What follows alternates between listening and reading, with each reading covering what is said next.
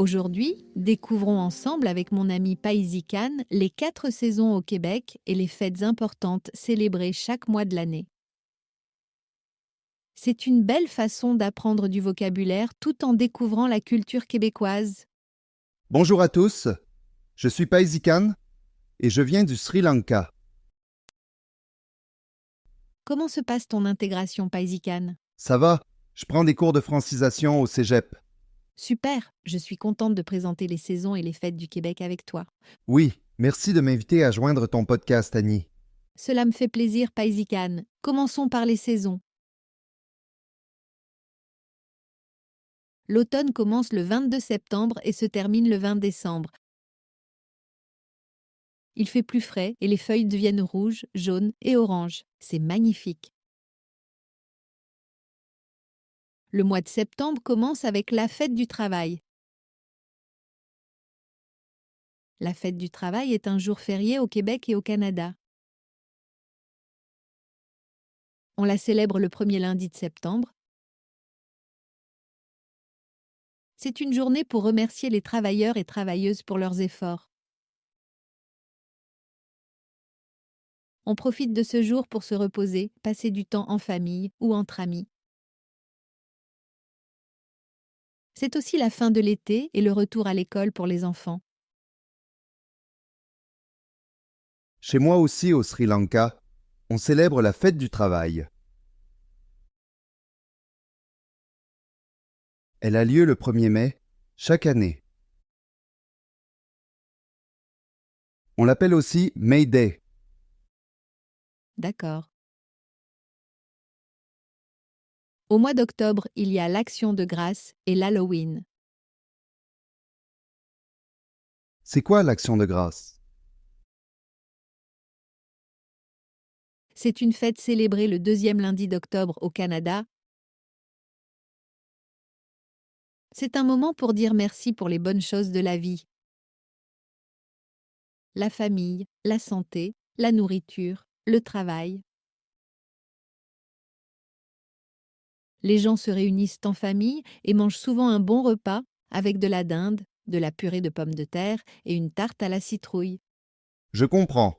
C'est la célébration du Thanksgiving au Canada. C'est bien cela. Au Sri Lanka, nous avons le Vesak, une fête bouddhiste pour honorer la paix, la compassion et la vie de Bouddha. Et il y a des fêtes hindoues ou chrétiennes pour remercier les récoltes ou les bénédictions de l'année. Nous sommes toujours reconnaissants, c'est dans notre culture. Merci de partager avec nous. Merci à toi. Et l'Halloween? L'Halloween a lieu le 31 octobre. C'est une fête amusante, surtout pour les enfants. Ils portent des costumes, vont de maison en maison et disent « des bonbons ou un sort », en anglais « trick or treat ». Les maisons sont décorées avec des citrouilles, des fantômes ou des sorcières. C'est une fête pleine de déguisements, de rires et de friandises. Je vois. J'aime beaucoup l'idée, car j'aime me déguiser. Oui, c'est très amusant. Passons au mois de novembre. Le mois de novembre, c'est le jour du souvenir, le 11 novembre. C'est quoi le jour du souvenir? Le jour du souvenir est une journée spéciale célébrée le 11 novembre au Canada. Ce jour-là, on se souvient des soldats qui ont combattu pendant les guerres et surtout de ceux qui ont perdu la vie pour la paix et la liberté. À 11 heures du matin, on observe une minute de silence. Les gens portent souvent un coquelicot rouge sur leur manteau, en symbole de mémoire. C'est un moment important pour honorer le courage et le sacrifice des anciens combattants. Oui, au Sri Lanka, il existe une journée similaire appelée Ranaviru Day ou le Remembrance Day. Elle est célébrée le 19 mai pour honorer les soldats sri-lankais qui sont morts pendant la guerre civile. Comme au Canada, cette journée est un moment pour se souvenir du courage et du sacrifice des personnes qui ont combattu. Des cérémonies officielles ont lieu, avec des discours, des fleurs et des moments de silence. Je pense que chaque pays honore le courage et le sacrifice des soldats. Oui, c'est vrai, Annie. L'hiver débute le 21 décembre et se termine le 19 mars. Il fait froid, il neige et on fait du ski ou du patinage. Oui, c'est à cette saison que je suis arrivé. Il faisait très très froid, et j'ai vu la neige pour la première fois. C'était un choc pour moi. Oui, c'est une saison difficile pour moi aussi, mais il y a beaucoup d'activités hivernales. Heureusement que nous avons selon moi les plus belles fêtes. Noël le 25 décembre. Et le réveillon du Nouvel An le 31 décembre au 1er janvier. Je pense que cela doit être célébré chez vous aussi, comme partout dans le monde, n'est-ce pas? Oui, le réveillon du Nouvel An, c'est-à-dire la nuit du 31 décembre au 1er janvier, est aussi célébré au Sri Lanka, surtout dans les villes et chez les jeunes. Les gens organisent des fêtes, il y a de la musique, des feux d'artifice, et tout le monde se souhaite une bonne année. Mais il y a 2 Nouvel An chez moi, au Sri Lanka. Le 1er janvier, comme au Québec, c'est le Nouvel An international. Et aussi le Nouvel An traditionnel singalais et tamoul, appelé Alut Avurudu, qui est célébré en avril selon le calendrier solaire. C'est une fête très importante, avec des rituels, des plats traditionnels et des jeux.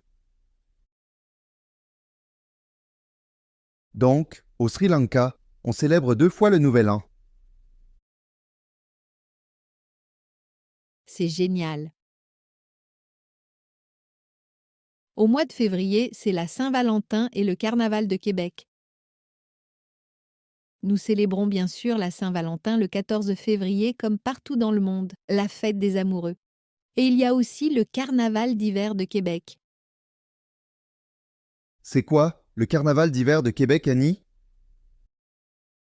Le Carnaval de Québec est le plus grand carnaval d'hiver au monde.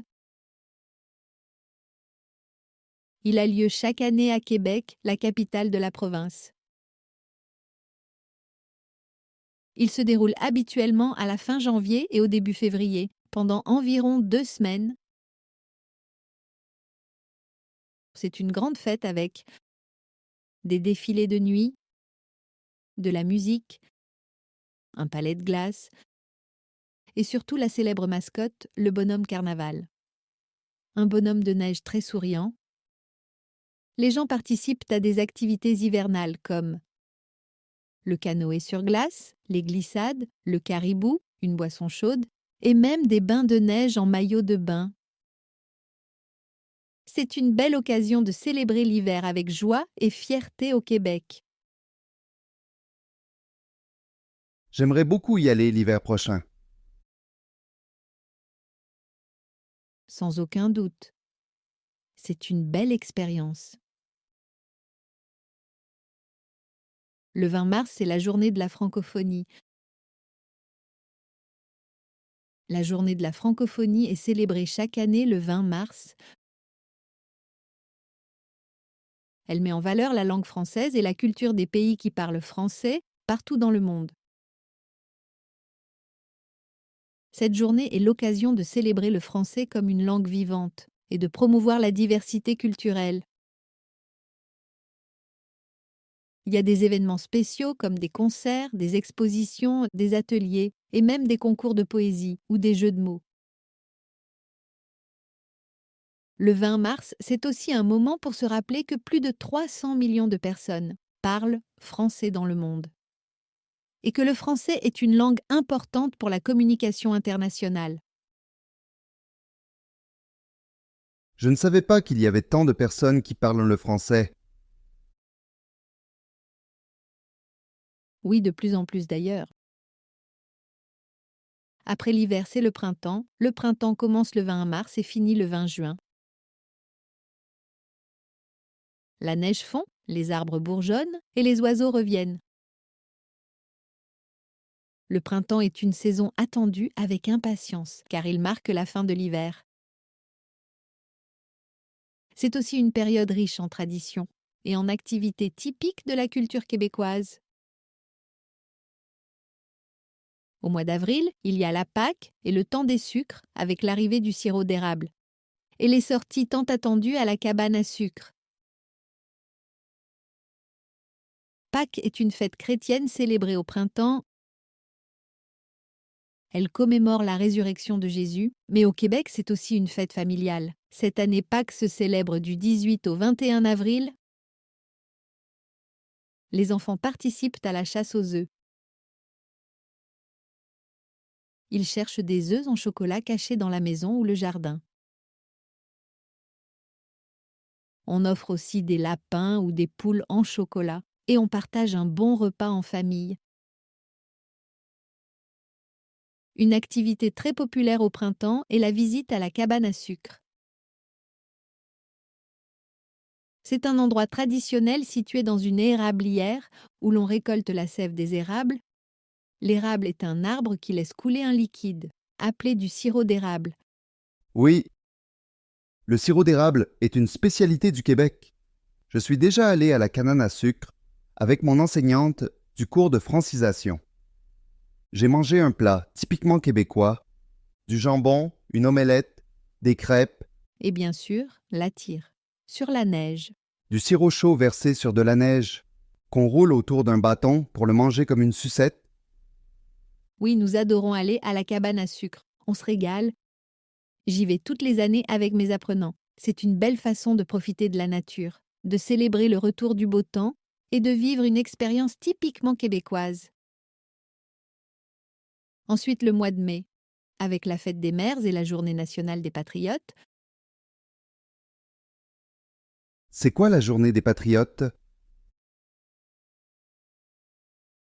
La journée nationale des patriotes est une fête civique québécoise, célébrée le lundi précédant le 25 mai. Elle rend hommage aux patriotes, qui ont lutté de 1837 à 1838 pour plus de démocratie et de justice au Bas-Canada, qui est aujourd'hui appelé le Québec. Cette journée permet de commémorer leur courage et leur désir de changement. Elle souligne l'importance de la démocratie, des droits civiques et de la liberté d'expression. Je comprends. Au mois de juin, c'est la fête des pères et la fête nationale du Québec, le 24 juin. Quelle était la différence entre la journée des patriotes et la fête nationale du Québec? C'est une très bonne question, Paisican. Voici une explication. Bien que ces deux fêtes célèbrent l'histoire et l'identité du Québec, elles sont différentes par leur origine, leur signification et leur date. Les patriotes ont lutté pour plus de démocratie et les droits du peuple, alors que la fête nationale du Québec est une ancienne fête religieuse. La Saint-Jean-Baptiste, devenue une fête nationale et culturelle, on célèbre la culture québécoise, la langue française et l'identité nationale du Québec. Il y a des spectacles, des feux d'artifice, des défilés, des rassemblements populaires dans tout le Québec. Oui, c'est une superbe journée de célébration. J'ai hâte d'y être. L'été arrive le 21 juin et dure jusqu'au 22 septembre. Il fait super chaud, on va au parc. Il y a plein de festivals tout l'été, on ne s'ennuie pas. Oh non, pas du tout. Je suis d'accord avec toi. C'est ma saison préférée. Oui, moi aussi. Je ferai un épisode sur les festivals d'été car il y a pour tous les goûts. Oh oui, Le mois de juillet débute avec la fête du Canada le 1er juillet. Cette fête marque la naissance du Canada en tant que pays. Le 1er juillet 1867, le Canada est devenu une fédération, avec la signature de l'Acte de l'Amérique du Nord britannique. 3 colonies britanniques, le Québec, l'Ontario, la Nouvelle-Écosse et le Nouveau-Brunswick, se sont unies pour former un nouveau pays. La fête est célébrée partout au Canada. Et au mois d'août, ce sont les vacances d'été et place au festival. Voilà, on a fait le tour du calendrier, des saisons et des fêtes. merci Annie de m'avoir invité. C'était le fun. J'ai adoré t'avoir à mes côtés, Paisican. Et merci de partager ta culture avec les auditeurs. J'admire tes efforts pour t'intégrer au Québec. Tu es un bel exemple de réussite.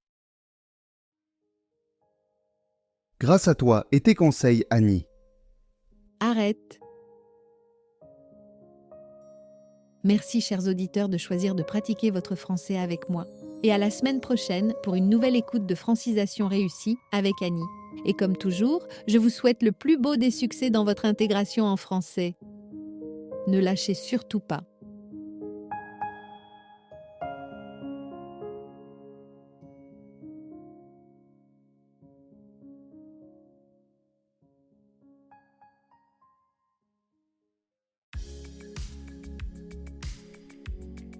Hello my beautiful people.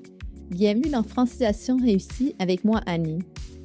Ici, chaque activité est conçue pour vous aider à réussir dans votre apprentissage du français au Québec ou ailleurs. Si vous aimez nos podcasts, pensez à laisser des étoiles et un commentaire d'appréciation. Cela m'encourage énormément et surtout cela aide d'autres apprenants à me découvrir. Merci et bonne écoute.